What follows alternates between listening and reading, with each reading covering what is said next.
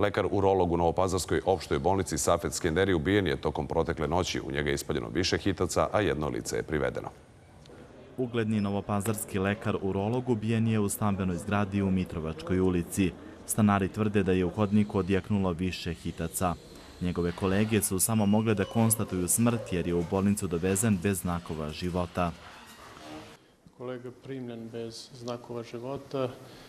Znači, dogodilo se to u gradu, u nekom stanu i ono što je posebno bitno, želim da kažem da u ovom slučaju nema nikakvih dodirnih tačaka lekar-pacijent. To su bili neki privatni problemi između našeg kolege i čoveka koji je izvršio to.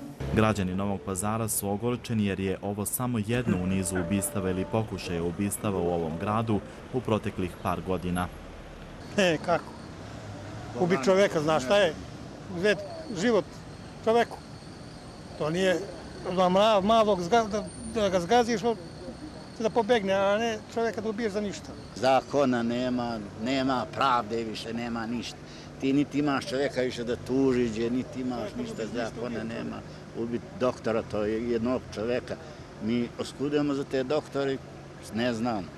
Kupio stan, trebao da izađe sinoć iz stana, on mjesto da izađe, on ubio čovjeka.